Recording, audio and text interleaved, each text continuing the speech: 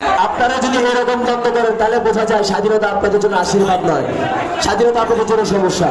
এবার চট্টগ্রামে বৈষম্য বিরোধী ছাত্র আন্দোলনে শিক্ষার্থীদের সঙ্গে মত বিনিময়ের জন্য গিয়েছিলেন কোটা আন্দোলনের অন্যতম সমন্বয়ক হাসনাত আব্দুল্লাহ। এমন অবস্থায় কেন্দ্রীয় সমন্বয়কদের সাথে শিক্ষার্থীদের ব্যাপক সংঘর্ষের সৃষ্টি হয়। সেখানে মারধরের শিকার হন হাসনাত আব্দুল্লাহ। কোটা আন্দোলনের মাধ্যমে দেশ স্বাধীন হওয়ার পর সমন্বয়ক হাসনাত আব্দুল্লাহ শিক্ষার্থীদের মতামত জানতে বিভিন্ন জায়গায় গিয়েছিলেন। আর এবার তিনি চট্টগ্রাম শিক্ষার্থীদের সাথে মতামত বিনিময়ের জন্য গিয়েছিলেন। সেই সময় সেই জায়গায় উপস্থিত ছিলেন হাসনাত আব্দুল্লাহ সহ অন্যতম সমন্বয়ক রাফি এবং রাসেল।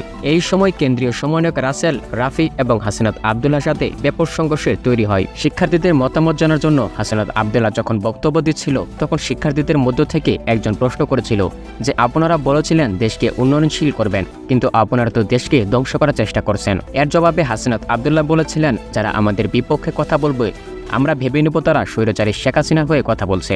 আর এই বিষয় নিয়ে ব্যাপক সংঘর্ষের সৃষ্টি হয় সমন্বয়কদের শিক্ষার্থীদের মধ্যে। আর এই সংঘর্ষের জন্য দায়ী হচ্ছে হাসনাত আব্দুল্লাহ, এমনটাই দাবি করেন চট্টগ্রামের শিক্ষার্থীরা।